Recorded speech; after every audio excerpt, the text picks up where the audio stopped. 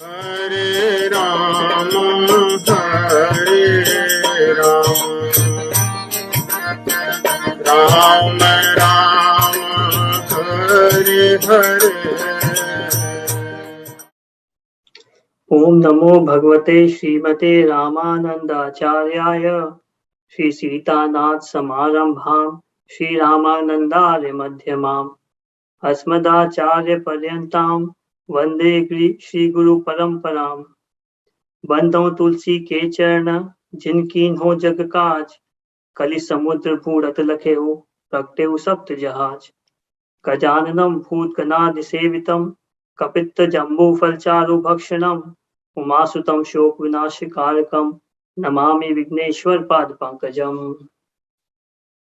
सभी को राम राम। आज हम श्रीमद् भगवत गीता का 6वां अध्याय संक्षेप में समझेंगे। मानव जीवन का एकमात्र उद्देश्य है अपना श्रेष्ठ कल्याण। श्रेष्ठ कल्याण यानी परम पिता परमात्मा परमेश्वर भगवान की प्राप्ति। ये भगवत प्राप्ति अगले जन्म में नहीं, मृत्यु के बाद नहीं, परंतु इसी जन्म में शीघ्र से शीघ्र प्राप्त हो, यही उद्देश्य है। न जाने हमारे कितने जन्म हो चुके हैं, और यदि हम अब भी नहीं संभले तो न जाने कितने और जन्म होंगे।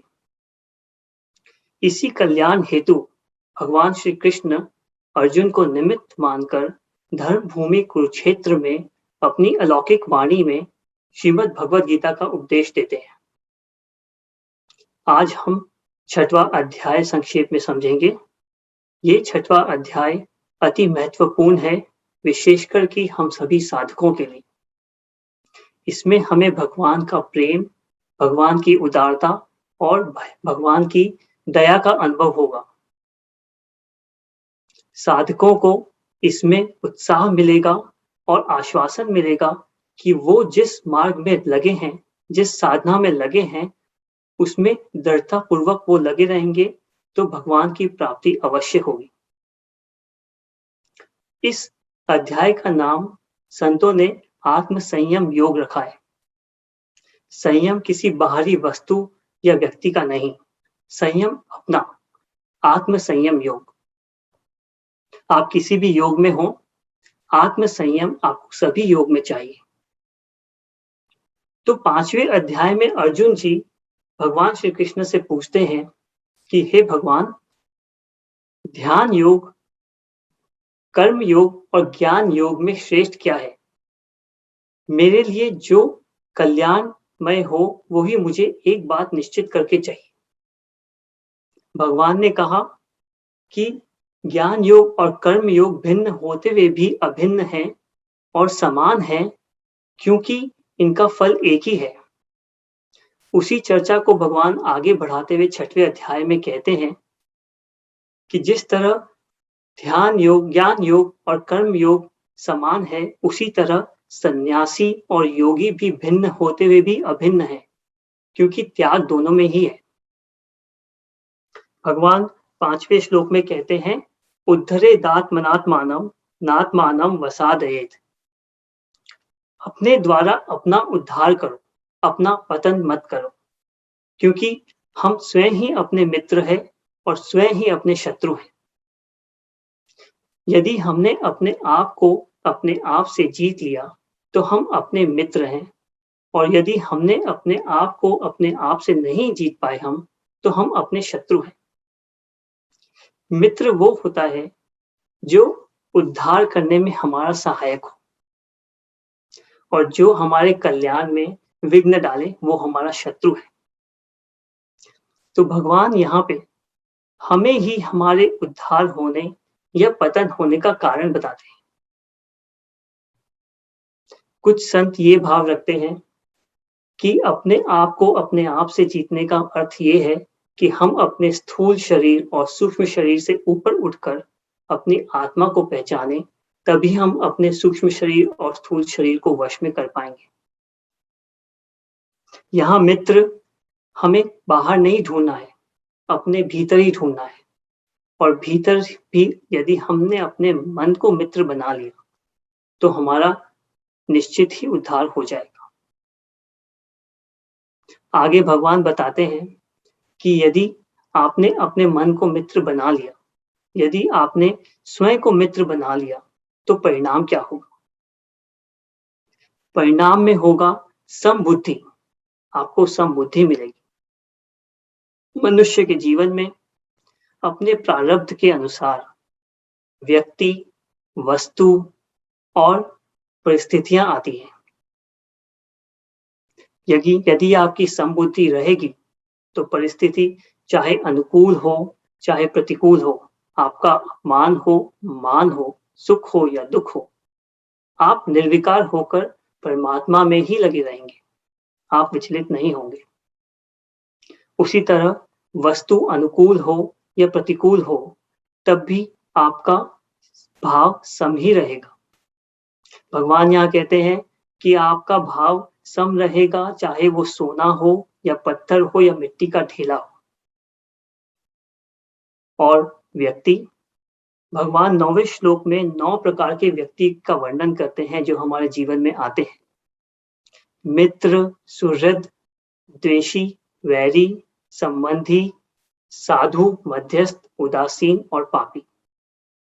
जो भी व्यक्ति हमारे जीवन में आए, हमारी दृष्टि उनके आचरण में ना होके हमारे भावों में हो। तो ये समबुद्धि का वर्णन भगवान कर्म योग में कहते हैं। आगे भगवान आरंभ करते हैं ध्यान योग। ध्यान यानी एकाग्रता। हम कहते हैं बच्चों को ध्यान से पढ़ो, ध्यान से काम करो। तुम्हारा ध्यान कहाँ है?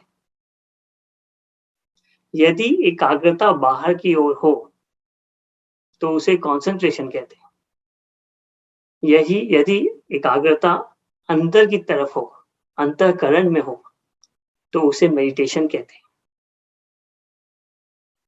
चाहे आप कोई भी साधन में हो, किसी भी मार्ग में हो, चाहे आप ज्ञान योग, कर्म योग, भक्ति योग, चाहे आप गौ सेवा कर रहे हो, माता पिता की सेवा कर रहे हो, गुरु सेवा कर रहे हो, सभी में तन्मयता होना अति आवश्यक है। तन्मयता और आपके चित्त का एकाग्र होना। यही एकाग्र चित्त अगर आपको पाना हो, तो इसका सर्वोच्च कोई साधन है तो वो है ध्यान। ध्यान योग से चित्त शुद्ध होता है, निर्मल होता है और एकाग्रता बढ़ती है। अगर आप एकाग्र हुए चित्त से जो भी साधन करेंगे, उसमें आपको सफलता निश्चित ही मिलेगी। भगवान यहाँ पे ध्यान योग की विधि बताते हैं।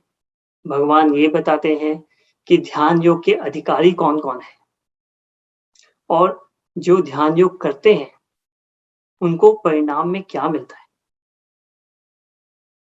तो हम आरंभ करते हैं ये देख के कि इसके अधिकारी कौन कौन है।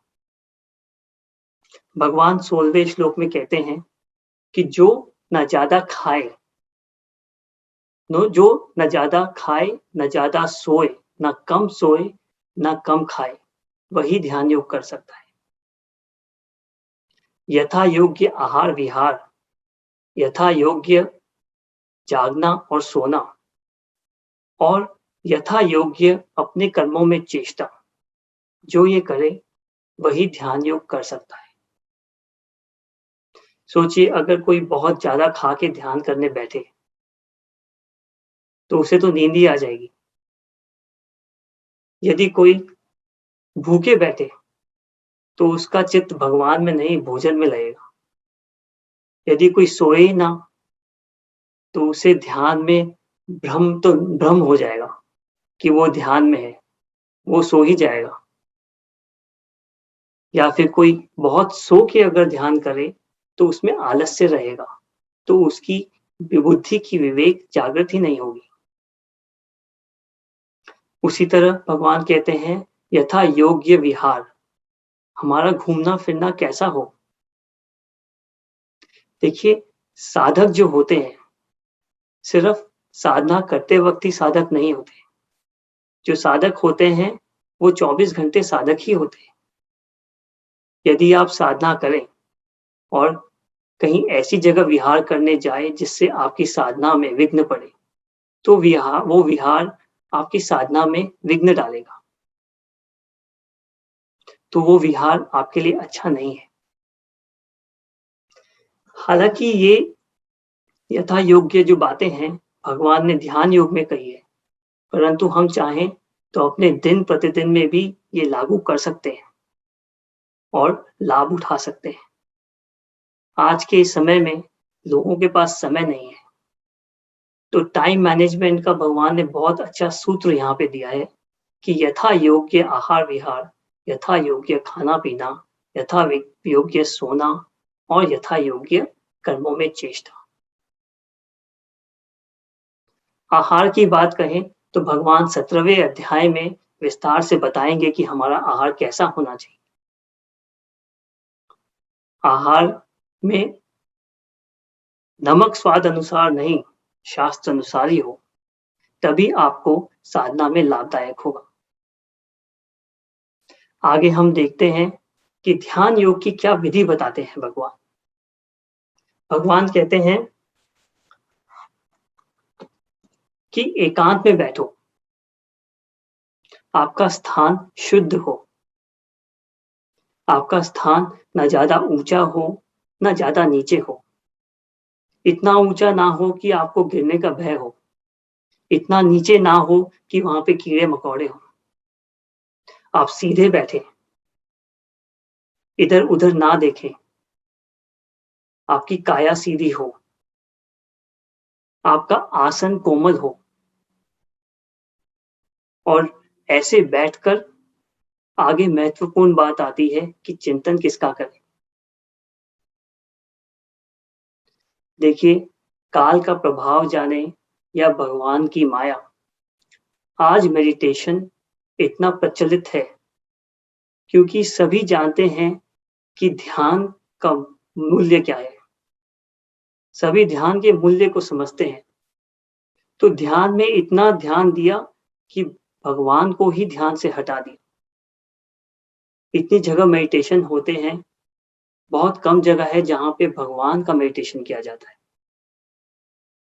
तो भगवान कहते हैं एकाग्र मन और चित्त, संयमित मन और चित्त, भय रहित होकर और ब्रह्मचार्य का पालन करते हुए मेरे परायण होके बैठो, मेरा ध्यान करो, मेरे स्वरूप का ध्यान करो। आप ध्यान अपने ठाकुर जी का कर सकते हैं घर में। आप जब माला करते हैं तो उस समय भी आप ध्यान कर सकते हैं। आप चाहें तो भगवान की लीलाओं का ध्यान कर सकते हैं।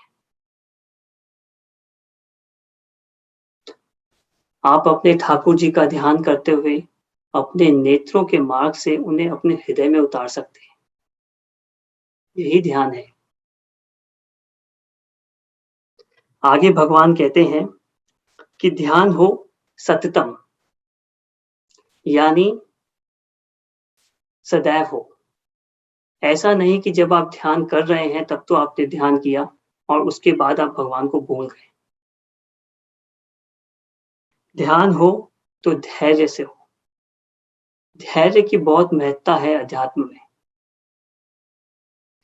क्योंकि इतने जन्मों के जो संस्कार हैं, जब चित्त की शुद्धि होगी तो समय तो लगेगा ही, तो साधक को धैर्यवान तो होना ही पड़ेगा। आगे भगवान कहते हैं शनैः शनैः उपराम, धीरे धीरे जैसे जैसे चित्त की काली साफ होती रहेगी, वैसे वैसे आपकी ध्यान में बढ़ोतरी होती रहेगी। आरंभ में आपको संसार की बहुत याद आएगी। आप जब ध्यान करने बैठेंगे तो आपका मन विचलित हो, परंतु धीरे धीरे अभ्यास करते करते आप उपराम हो जाएंगे, यानी आपका लगाव कम होता जाएगा। यहाँ पे उदाहरण देते हैं महाराज जी कि जैसे आकाश में बादल आते जाते रहते हैं, वैसे ही आपके चित्त में, आपके मन में संसार की बातें आती जाती रहेंगी, लेकिन आपको लगाव नहीं होगा, परंतु ये होगा अभ्यास से, धीरे धीरे, शनैः शनैः। आगे भगवान कहते हैं कि धीरे धीरे जब आप चिंतन करेंगे तो आपको चिंतन करना नहीं पड़ेगा, चिंतन अपने आप होगा। और भगवान आगे बताते हैं कि 3 चीजें हैं। ध्यान जो हम करते हैं, एक है ध्येय जिसका हम ध्यान करते हैं, और एक है ध्याता जो हम स्वयं हैं। आरंभिक अवस्था में प्राथमिकता ध्याता की रहती है। हमें लगता है कि हम ध्यान कर रहे हैं। धीरे धीरे जब हम अवस्था में आगे बढ़ते हैं अपने ध्यान की, तो ध्याता की प्राथमिकता कम होती जाती है। ध्याता जो है वो ध्यान में मिल जाता है और उस समय सिर्फ ध्यान और ध्येय रह जाता है। यहाँ पे ध्येय हमारे भगवान है। फिर आगे की और अवस्था जब आती है, जब हम ध्यान में और ऊंचे उठते हैं, तो ध्याता और ध्यान दोनों ध्येय में मिल जाता है। उस समय सब राममय हो जाता है। आपको सब जगह भगवान ही दिखते हैं। ये जो स्थिति है उसे समाधि कहते हैं।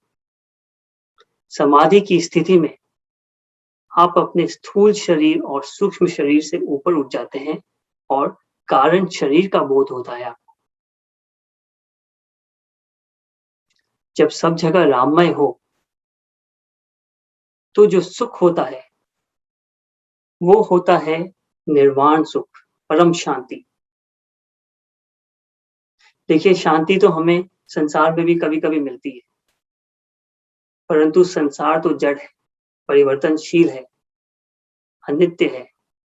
तो वो जो शांति हमें मिलती है, वो परिवर्तनशील होती है, वो नित्य नहीं रह सकती। और यहाँ जिस शांति की भगवान बात कर रहे हैं, वो निर्वाण शांति है, परम शांति है, सदैव रहने वाली है। इस शांति के बारे में भगवान बताते हैं कि जब ये शांति प्राप्त होती है, तो उसका परिणाम क्या होता है।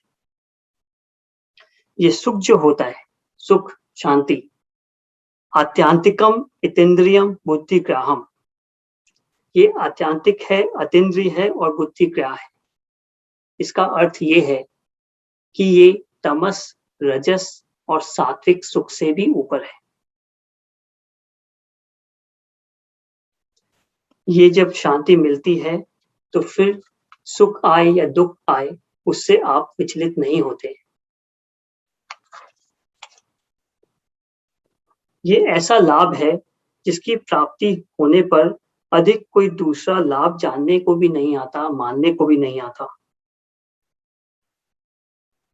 और आगे भगवान कहते हैं कि ये लाभ मिलने के बाद साधक की स्थिति क्या होती है। भगवान कहते हैं, सर्वत्र समदर्शना च योग युक्तात्मा। सब जगह अपने स्वरूप को ही वह देखता है। वह साधक सब जगह अपने स्वरूप को ही देखता है, बाकी मनुष्यों में भी अपने स्वरूप को देखता है और अपने आप में भी उनको ही देखता है। सर्वभूतानि आत्मनि। और जो परम पिता परमात्मा का ध्यान करते हैं, वो भक्त सब जगह भगवान को ही देखते हैं और भगवान भी उन्हें देखते हैं, इस तरह जैसे दोनों एक दूसरे से अदृश्य नहीं हो। यदि आप भगवानमय होंगे, यदि आपको वो परम शांति मिली, तो भगवान आपके लिए कभी अदृश्य नहीं होंगे।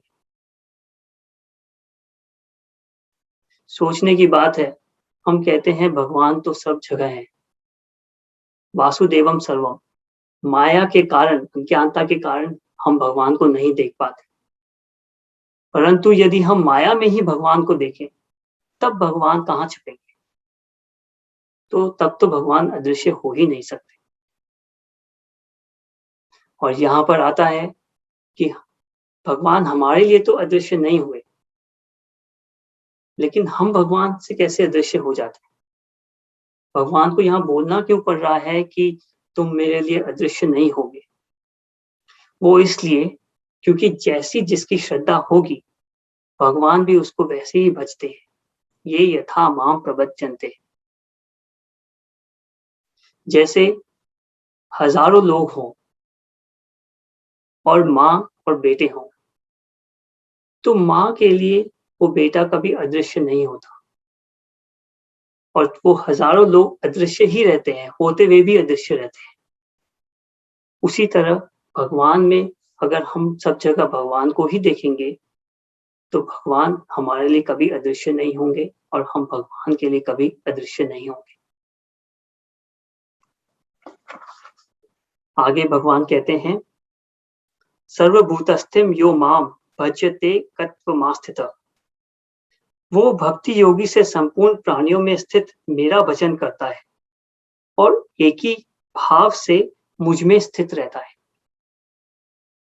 भगवान यहाँ कहते हैं कि वो सब में मुझे देखता हुआ भी एक ही भाव मुझ में ही रखता है। यहाँ पे योग निष्ठा का उदाहरण है, एक निश्चय बुद्धि का उदाहरण है कि भगवान को हम सब जगह देखें। इसका मतलब ये नहीं कि हम सब जगह चिंतन करें। ध्यान का अर्थ ही ये है कि हम एक जगह ध्यान लगाएं और वहीं लगा रहे हमारा ध्यान। यदि हम सब में भगवान को देखें तो ऐसा नहीं कि हम सबका चिंतन करें, चिंतन भगवान का ही करें, एक का ही करें। आगे भगवान कहते हैं कि हे अर्जुन, जो भक्त अपने शरीर की उपमा से सब जगह समान देखता है और सुख अथवा दुख में समान देखता है, वह परम योगी माना गया है। अर्थात भगवान उपमा देते हैं अपने शरीर का, मनुष्य के शरीर की उपमा देते हैं। जैसे हमें, हमारे लिए हमारा पूरा शरीर एक ही है। हम अपने हाथ पैर में कभी द्वेष भाव नहीं रखते, द्वंद्व भाव नहीं रखते, परंतु हम अपने हाथों के लिए जो व्यवहार करते हैं वो अपने पैरों के लिए नहीं करते। भगवान यही समझा रहे हैं कि राममय जब सब हो जाए, सब जगह जब भगवान दिखे, तो बर्ताव व्यवहार अलग हो सकता है, लेकिन सब में भगवान को अवश्य देखें। देखिए, जब सब राममय हो जाएगा तो हम स्थूल और सूक्ष्म से ऊपर उठ जाएंगे। तब हम आत्मा देखेंगे, भगवान के अंश को देखेंगे, क्योंकि भगवान राममय जो हैं वो सूक्ष्म और स्थूल शरीर से परे हैं। तो इसी तरह हम समझ सकते हैं कि जब सब राममय हो, सब जगह राम को देखें, तब भी बर्ताव व्यवहार हमारा एक सा नहीं, भगवान के प्रति ही चिंतन ही होगा सिर्फ।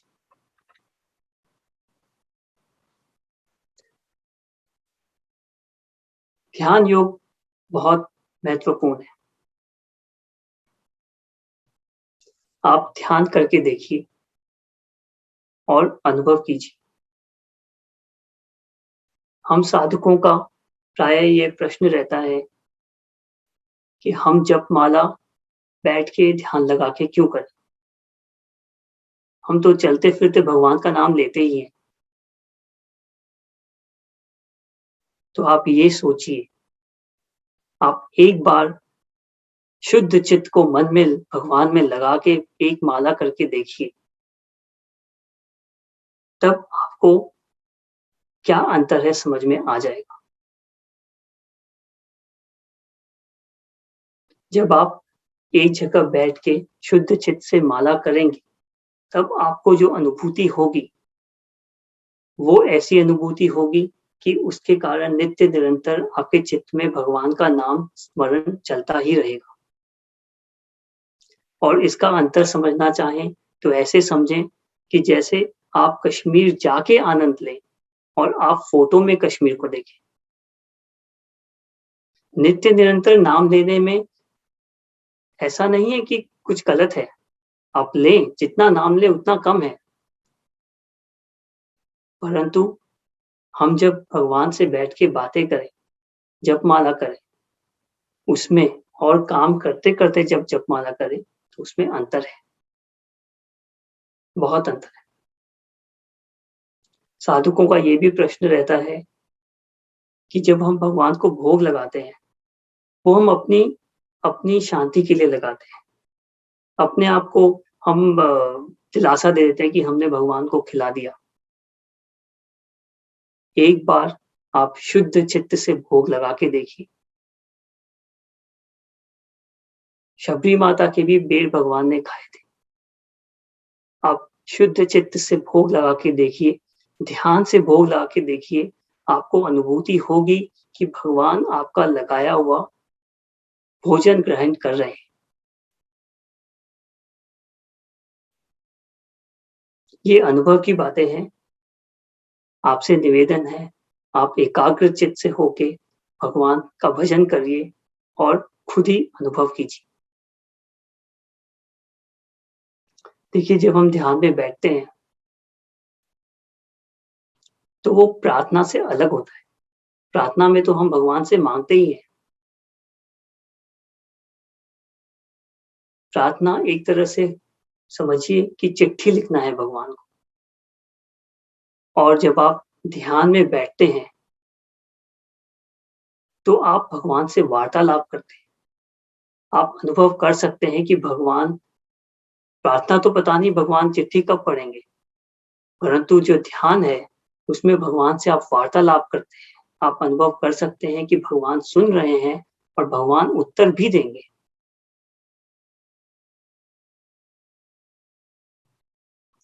तो हम आगे चलते हैं।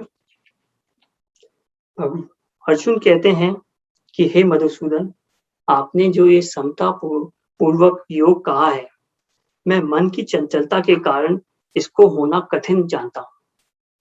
क्योंकि मन जो है वो चंचल है, बलवान है और जिद्दी है।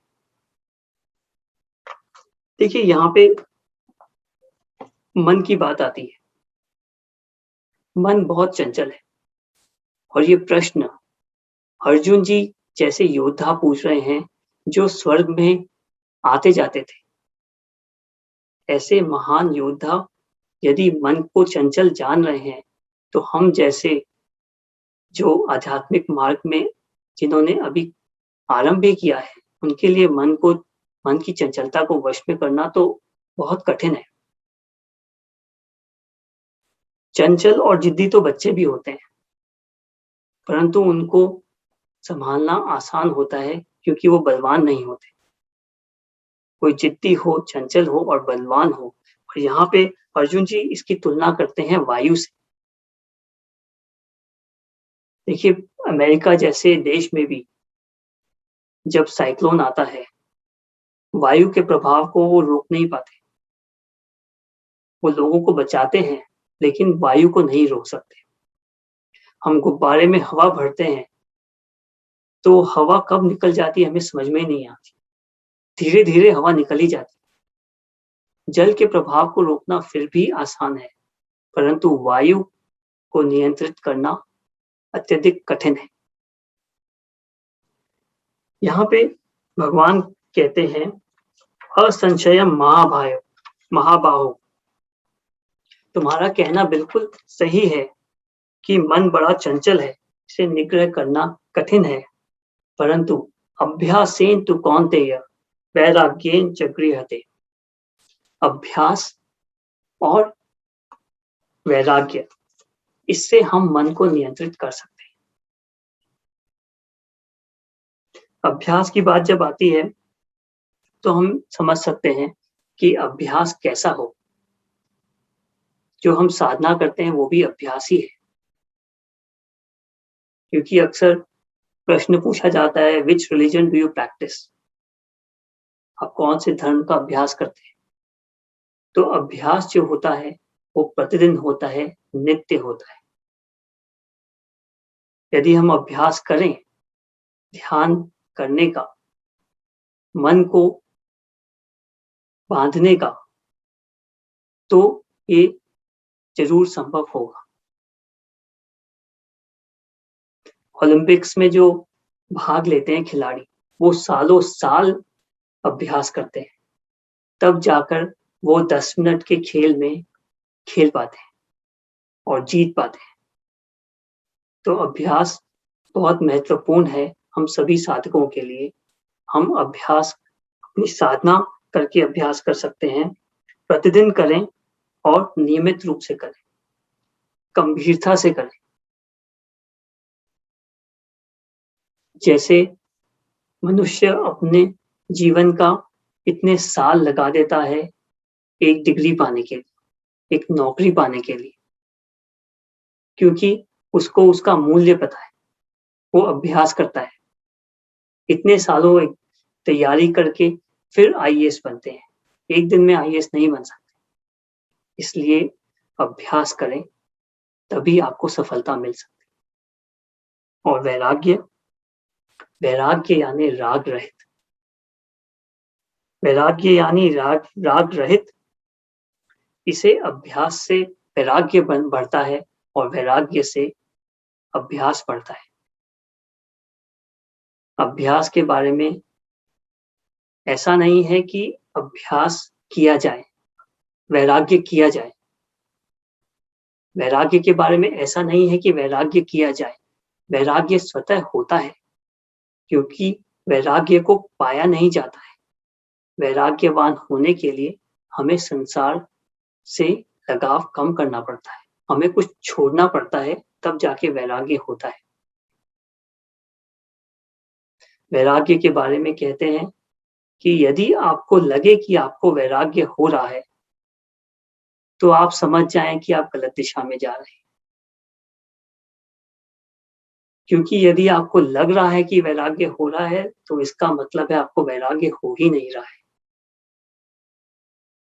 क्योंकि जब वैराग्य होता है, तो हमें ये लगता है कि हमें कितना ज्यादा संसार का लोभ है, हमें तो अभी और वैराग्यवान होना है। वैराग्य ही एक ऐसी चीज है जिसे कभी भी संतुष्ट नहीं होना चाहिए। और वैराग्य जैसे जैसे बढ़ेगा, वैसे वैसे अभ्यास साधना भी आपकी अधिक होगी, और साधना बढ़ेगी तो वैराग्य भी बढ़ेगा। तो भगवान यहाँ कहते हैं कि वैराग्य और अभ्यास से हम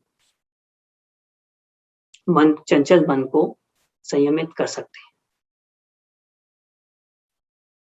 इसके आगे अर्जुन जी एक और प्रश्न पूछते हैं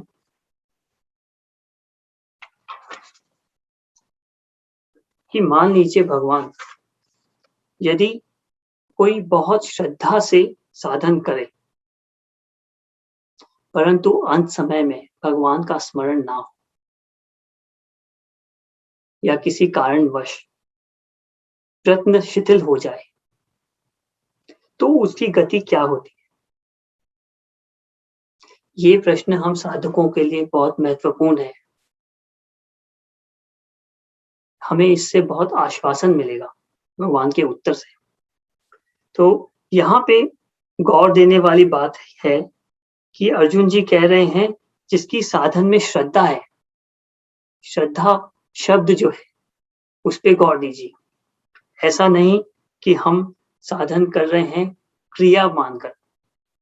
यदि हम श्रद्धा से क्रिया कर रहे हैं और अंत समय में किसी कारणवश हमारा पतन हो जाता है या हम डगमगा जाते हैं, तो हमारी गति क्या होती है? वे भगवान से पूछते हैं, क्या वो बादल की तरह छिन्न भिन्न होकर नष्ट हो जाता है? क्योंकि ना वो संसार का आश्रय लेता है और भगवत प्राप्ति भी नहीं हो पाती उसकी, तो उसकी क्या गति होती है? भगवान इसका उत्तर देते हैं,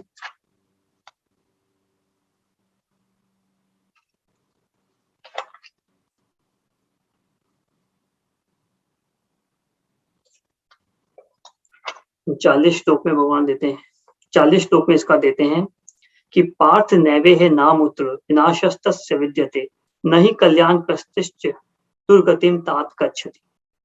हे पितानंदन, उसका न तो इस लोक में न ही परलोक में विनाश होता है।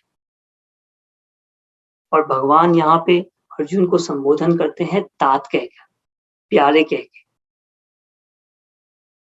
भगवत गीता में इसी श्लोक में भगवान ने अर्जुन को तात कहा है। इस श्लोक में भगवान की कितनी उदारता दिखती है, कितनी दयालु है भगवान। भगवान कहते हैं कि जो श्रद्धा रहित होकर कल्याणकारी काम करता है उसका कभी विनाश नहीं होता है। और चौथे अध्याय में भगवान कह आए हैं कि जो संचय आत्मा श्रद्धा रहित होकर क्रिया करता है उसका ना तो इस लोक में और ना परलोक में उद्धार होता है। तो भगवान कहते हैं उसकी कभी भी दुर्गति नहीं होती। देखिए, भगवत मार्ग ऐसा मार्ग है कि जहां आप चलना आरंभ करेंगे तो वहां आप पहुंचे हुए माने जाते हैं। वहां आप आज नहीं तो कल पहुंच ही जाएंगे। इतनी दयालुता, इतनी उदारता, इतना प्रेम भगवान का। इससे ये भी सिद्ध होता है कि हरिनाम ही है जो सदा के लिए है, जीवन के साथ भी, जीवन के बाद भी। आप जिस स्तर तक पहुंचे हैं अपने साधना में, वो स्तर आपका रहेगा अगले जन्म में भी। आप अपनी साधना करिए। यदि आप डगमगा गए तो उसके बाद भगवान आपकी दुर्गति नहीं होने देंगे। जो साधना से विचलित हो जाते हैं अंत समय में या किसी कारणवश स्मरण नहीं रख पाते भगवान का, उन्हें भगवान स्वर्ग लोक में भेजते हैं। वो अपने प्रारब्ध अनुसार सुख भोगते हैं और फिर श्रीमानों के घर फिर से जन्म लेते हैं और अपनी साधना वहीं से आरंभ करते हैं जहां से उनकी साधना पिछले जन्म में छूटी थी। मान लीजिए जैसे हम बच्चों को पढ़ाते हैं तो वो बीच में पानी पीने जाते हैं या भोजन करने जाते हैं, तो ये वैसा ही लगता है। साधना में लगे हुए हैं, थोड़ा सा डगमगाए, उनका मन नहीं लगा तो भगवान उन्हें ब्रेक दे देते हैं। लेकिन जो उनके संस्कार बनते हैं, उस संस्कार के कारण उनका मन फिर से भगवान में लग जाता है और वो ऐसे श्रीमानों के घर में जन्म लेते हैं जहां पे उन्हें बचपन से ही वैसा वातावरण मिलता है जहां पे उनकी साधना की उन्नति हो सके। इससे एक और बात निश्चित होती है कि हमें मृत्यु के बाद नहीं, जीते जी ही भगवान मिलते हैं। और एक और बात जो हम सभी साधकों को ध्यान में रखनी चाहिए, कभी-कभी ये श्लोक पढ़ के भ्रम हो जाता है।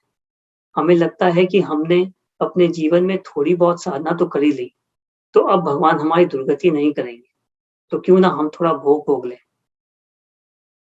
ये गलत सोच है, क्योंकि यदि आपने श्रद्धा से भगवान का भजन नहीं किया, श्रद्धा से आप साधन में नहीं लगे, तो आप इस श्लोक के लिए क्वालिफाई ही नहीं होते। इसमें श्रद्धा शब्द बहुत महत्वपूर्ण है ये श्लोक समझने के लिए। और इसके आगे भगवान स्वयं ही और कहते हैं कि मान लो जो श्रद्धावान हो और वो डगमगा जाए, उसकी तो गति भगवान ने बता दी। आगे भगवान कहते हैं कि जो योगी हो, बहुत बुद्धिमान योगी हो, जो योग में लगे हो, उनको भी यदि पूर्णता नहीं मिलती, भगवत प्राप्ति नहीं होती, तो वो भी दुर्गति को प्राप्त नहीं होते। वो बुद्धिमान लोगों के यहाँ जन्म लेते हैं, योगियों के यहाँ जन्म लेते हैं और बचपन से ही उनको ऐसा वातावरण मिलता है कि वो अपनी साधना को आगे बढ़ा सके। और तो और योगी और श्रद्धावान के अलावा जो जिज्ञासु भी हैं, जिन्हें जरा सी भी जिज्ञासा हो गई भगवत मार्ग की और जिन्हें ये समझ में आ गया कि ब्रह्मलोक तक जितने भी लोग हैं वो पुनरावर्ती वाले हैं, यानी वहां से वापस आना पड़ेगा। उन्हें सिर्फ जिज्ञासा हुई है, वो भगवत मार्ग में चले भी नहीं, उनकी भी भगवान दुर्गति नहीं करते। तो भगवान 3 लोगों की बात बताते हैं जिनकी जिज्ञासा, जो जिज्ञासु हैं, जो श्रद्धावान हैं, जो डगमगा जाते हैं, या फिर जो योगी हैं, जो पूर्णता को प्राप्त नहीं होते। उन तीनों की दुर्गति नहीं होती। यदि भगवान की इतनी दयालुता, उदारता देखने के बाद भी हमें भगवान से प्रेम ना हो, क्यों ना हो? भगवान से प्रेम होगा ही भगवान की ये उदारता देखकर।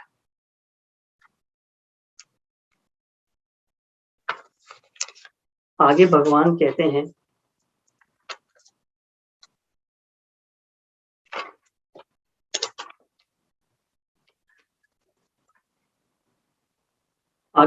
कहते हैं, कि जो तपस्वी होते हैं, जो ज्ञानी होते हैं और जो कर्मभ्य होते हैं, जो कर्मयोगी होते हैं, कर्मकांडी योगी होते हैं, उनसे भी श्रेष्ठ मैं योगी को मानता हूं।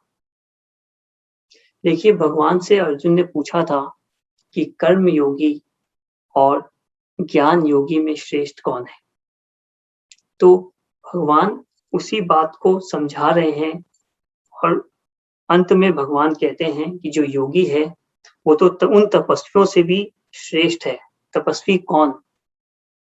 जो सिद्धियों के लिए तपस्या करते हैं, जो सहन करते हैं, जिन्हें सिद्धियां प्राप्त होती है, जिनका लक्ष्य होता है सिद्धियां प्राप्त करना, उनसे भी श्रेष्ठ है योगी। जो ज्ञानी है, जिन्हें पूरे शास्त्रों का ज्ञान है, आप जिन्हें अगर कोई टॉपिक दे दें तो वो बहुत देर तक उस पे बोल लेंगे, लेकिन उनका लक्ष्य भगवान की प्राप्ति नहीं, ऐश्वर्य है, मान है, सम्मान है, तो उन ज्ञानियों से भी श्रेष्ठ है योगी। और तीसरे, कर्मी, जो सकाम भाव से कर्म करते हैं, बड़े-बड़े अनुष्ठान करते हैं ताकि इस लोक में और स्वर्ग में उन्हें भोग भोगने को मिले, उनसे भी श्रेष्ठ है योगी। तो भगवान अर्जुन की बात का उत्तर देते हुए कहते हैं, अर्जुन तू योगी हो जा। और आगे अपना मत रखते हैं कि सभी में तो योगी श्रेष्ठ है और सभी योगियों में भी श्रेष्ठ है वो श्रद्धावान भक्त जो मेरा भजन करता है। देखिए, यहाँ पे 6वें अध्याय में यहाँ तक जो प्रकरण है, वहां पे भगवान ने कर्म योग, ज्ञान योग, ध्यान योग सब समझाया है और यहाँ पे भक्ति योग का बीजोरोपण करते हैं और आगे भक्ति योग के बारे में भगवान बताएंगे। तो भगवान कहते हैं, संपूर्ण योगियों में भी जो श्रद्धावान भक्त है, जो मेरा भक्त है, जो मुझ में तल्लीन हुआ है, जो मेरा भजन करता है, वो मुझे सर्वश्रेष्ठ योगी रखता है। तो ज्ञान योग, कर्म योग से भी श्रेष्ठ है भक्ति योग। भक्ति योग के बारे में यदि कहें, ये श्रेष्ठ है और सरल भी है, क्योंकि ज्ञान योगी और कर्म योगी में आपको अपने अहंकार से ऊपर उठना पड़ता है। स्थूल और सूक्ष्म शरीर से तो उठना पड़ता ही है ऊपर, मन, बुद्धि, अहंकार, अहंकार से भी ऊपर उठना पड़ता है, तभी ज्ञान योगी संसार से अपना बंधन का त्याग कर पाता है। अगर अहंकार के ऊपर ना उठे तो कर्म योगी भी कर्मों के फलों की आसक्ति से अपना त्याग नहीं कर पाएगा। परंतु भक्ति योग, इसमें अहंकार से ऊपर उठने की आवश्यकता ही नहीं है, क्योंकि वासुदेवम सर्वम, सब जगह भगवान है, आप भगवान की सेवा कर रहे हैं, मन, बुद्धि, अहंकार सब भगवान की सेवा में ही लगा रहे हैं। तो यहाँ भक्ति योग को श्रेष्ठ बताते हैं भगवान। और अगले अध्याय में हम विस्तार से भक्ति योग समझेंगे। सभी को राम राम। यदि आज के कार्यक्रम से आप में भगवत गीता को जानने का थोड़ा सा भी जिज्ञासा हुई है तो मेरा लक्ष्य पूरा हुआ। आप चाहें तो हमारे गोपाल यूट्यूब में चैनल जो है उसमें जाके भगवत गीता के और कार्यक्रम सुन सकते हैं जो विस्तार से समझाए हुए हैं। यदि आपके कोई प्रश्न है तो आप कमेंट्स पे लिख सकते हैं या फिर आप हमें ईमेल कर सकते हैं vaishnavquestions@gmail.com। धन्यवाद। राम राम।